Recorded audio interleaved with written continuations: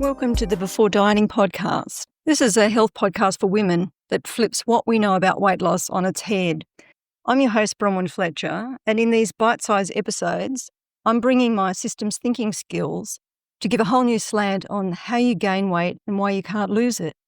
In this week's episode, I'm joined by Lisa to talk about those invisible forces of hunger, appetite, and hungering, the forces that create our desire to eat. I'll be talking more with Lisa in future episodes, but in this short one, she's brave enough to talk openly about the feelings and sensations that have her frequently reaching for chocolate. Listen in. Lisa, look, thanks so much for coming on the podcast. I really appreciate your taking the opportunity to do this with a little bit of force, because it takes a lot of courage to talk about these topics. And as I said, at the beginning of the show, there's a lot of opportunity for women to find out more about what's happening with their eating when they have some better descriptive terms. And so in the Waiting for Happiness project, I've spent quite a bit of time trying to think about how to break open some of these individual labels, if you want to use that term, that are not helping them. So in systems thinking, one of the most important things that you can do to get started with trying to analyze or trying to understand complex problems is you need to arm yourself with some new tools. And one of them is about language and how can we expand our descriptive terms to be able to, as I said, move away from these labels that aren't helping us. So if I use the word stress, everybody knows what that stress means, but it means different things to different people. Sometimes if we use the term binging, which has become part of the everyday vernacular, it's not helpful because we talk about binging on Netflix, we talk about binging on chocolate, and we talk about binging in shopping. But when it comes to the actual eating pattern of somebody, it's not a useful term. And it's a very shame-inducing term as well. So that's another reason we want to move away from some of those labels. When we're looking to build a new vocabulary, we actually have to have some foundational building blocks. So if we look at eating in general, we can talk about hunger, we can talk about appetite, and we can talk about hungering. So they're three different descriptions of what's actually happening for a woman when she's thinking about eating. So if I said to you, what is it that you like to eat when you're hungry? What would you respond to that? Something that will give me energy again, something that will take away that hunger feeling, which leaves me with an empty feeling.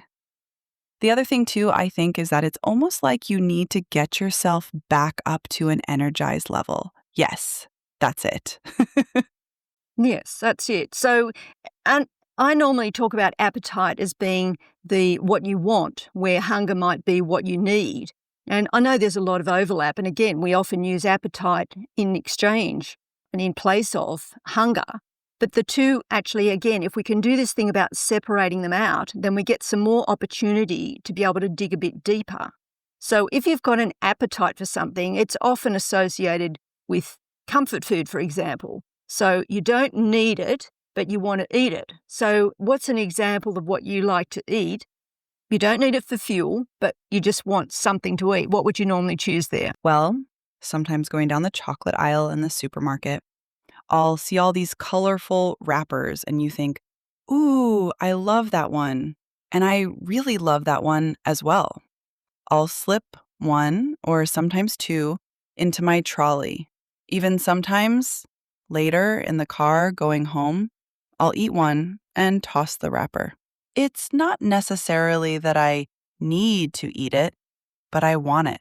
Okay. And so again, want is a key word when we're talking about appetite. Now, when I'm using the term hungering operates like in a different land. It's a concept that is not really connected to food or eating, but that's what we do with it. So if I said to you, do you ever get feelings where you're hungering for something? Does that have any meaning for you? And if so, what sort of things would come into mind to actually satisfy it? Fortunately, yes, but it's on two levels, I think. Like hungering level one is, it could be late at night and it's to do with, I'm agitated, I don't really know what to do, I can't settle down, and a small bowl of ice cream can fix that.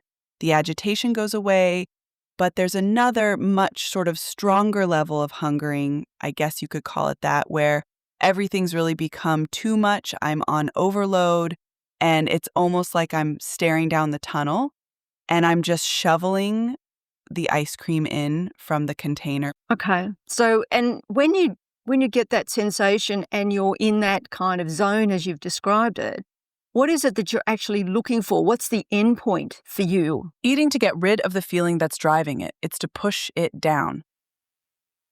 Does it feel like you're seeking some type of relief? Yeah, that's exactly what it feels like. And what happens is I need to get rid of that constant feeling of agitation that is surging up inside. So I'm desperately trying to push the feeling down with chocolate or something else sweet. Okay.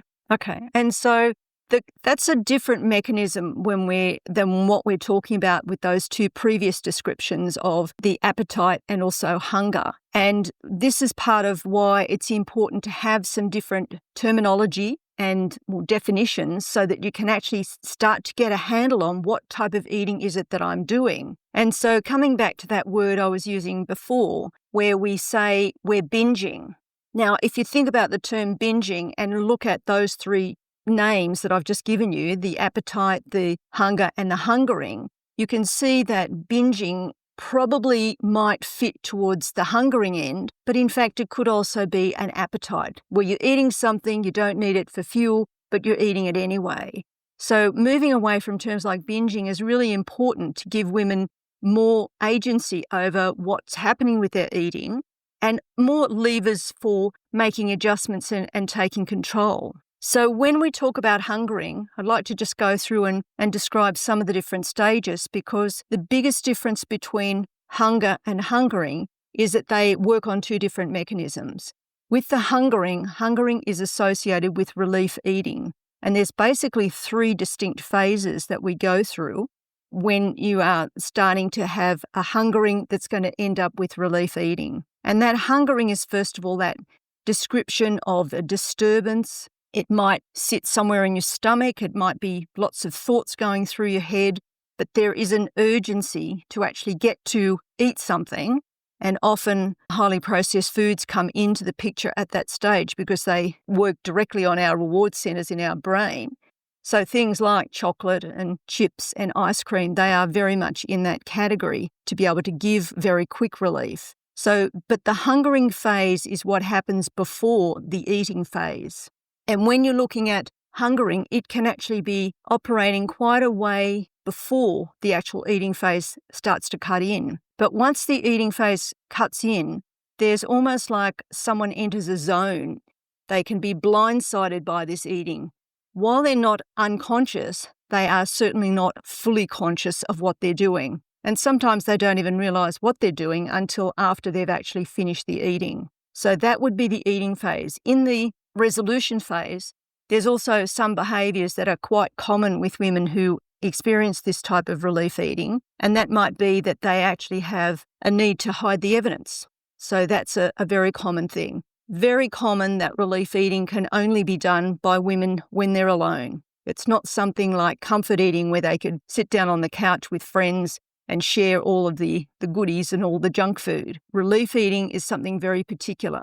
One of the other differences between comfort eating and relief eating is that when you have overdone it with comfort eating, you actually feel guilty. When you've overdone it with the relief eating, common emotion is shame. So that would be the differences between those types. Bronwyn, that's really helpful. I seem to spend so much time regretting what I've eaten that I've never thought about the reasons I'm eating it. I'll certainly think about this next time I'm in the chocolate aisle. Yeah, me too. Thanks, Lisa. I really appreciate you coming on the program. I know these topics aren't always easy to talk about, but if we let the blame and shame stop us, then they will remain the biggest blocker in being able to discuss weight regain and these weight cycles. Before you go, a quick heads up about the next bite-size episode. It will be a how-to session on charting your weight pattern over time. We use charting as a simple but powerful systems thinking tool for unraveling complex problems. Now, if it sounds a bit dull, hold that thought, because here's the thing, you can't solve what you can't see. Most women remember their last diet, but they've often lost connection with what's been building underneath for years.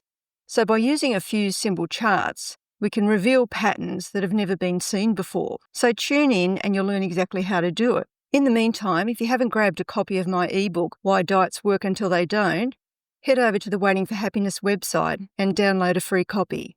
I'll catch you next week.